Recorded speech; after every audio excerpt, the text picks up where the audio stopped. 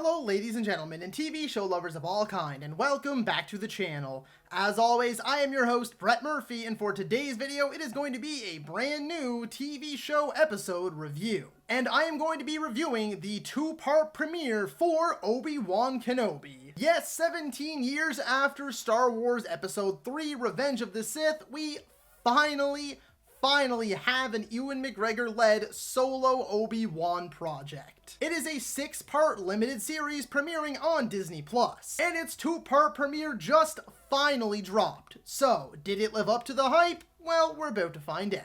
As always with anything new that I review, this is going to be 110% spoiler free, so you can proceed with confidence. Before I hop into the actual review itself, I just wanted to let you all know that I have an entire playlist dedicated to all of my new reviews. So be sure to check that out, and I guarantee you'll find something you like. And so without further ado, let's hop right into things. So the very first note up on my positives list is anything with Ewan McGregor. He slides right back into the role 17 years later like it's only been a day. And by far the best moments within these first 2 episodes all included and or were led by him. I'm not surprised at all because that is totally what I expected when I headed into the show, but that doesn't mean that I am not pleased to say that. I am so happy to have Ewan back in the role, and as I said, it really does feel like he never left. I am so very happy that Disney and Disney Plus, I suppose, decided to give this show a big budget. That's something that's sort of been, not necessarily an issue, but something that I have made note of with all of the other Disney Plus original shows. You know, the MCU ones and the Star Wars ones in particular. There are moments that they can look fantastic, but there are other moments that they can look a bit cheap. And thankfully, this show, at least so far, looks like movie quality. The next point is that I wanted to give an extra special shout out to the little actress playing young Leia, a young girl by the name of Vivian Lyra Blair. And so far, she has been excellent.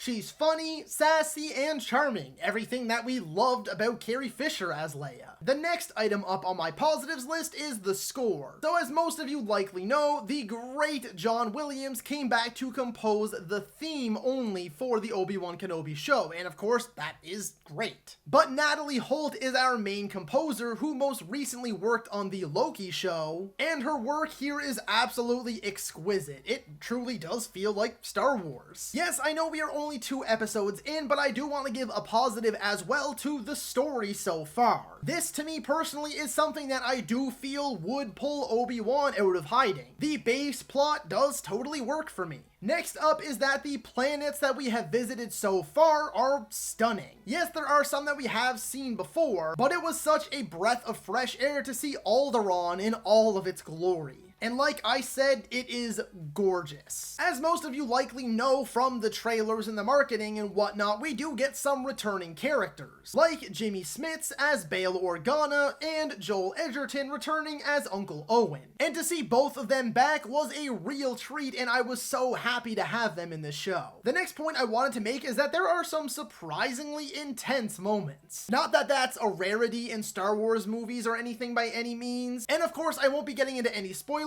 but there was definitely more than once where I was holding my breath. There have also been plenty of nice callbacks to the prequels, and based off of what we've gotten so far, I really do feel that this series is going to give a lot of much needed love to the prequel trilogy. And once again, without getting into any spoilers, just the ending of episode 2, okay? That's a positive all on its own. It's very brief. It's not this big major thing. It was just something that was so short and sweet and elegant, but I loved it, and I cannot wait for episode 3 because of it. Sadly though, I do have a few negatives with these first 2 episodes. The first being that I don't care much at all for the villains. Yes, I know most, if not all of them, come from the cartoons and whatnot, and I have seen some of the Clone Wars and Rebels and things like that. I have yet to watch them all the way through, so maybe I'm missing something. Maybe it's a bigger deal than I'm making it out to be. But I just didn't care much for the villains at all. I didn't find them to be very menacing or anything like that. I wasn't like mind blown by the performances we've gotten so far. In fact, the one that I'd consider to be the main villain, the third sister, played by Moses Ingram, who I might add I really do feel is a great actress. I just feel that a lot of her dialogue is super corny, and a lot of her scenes just felt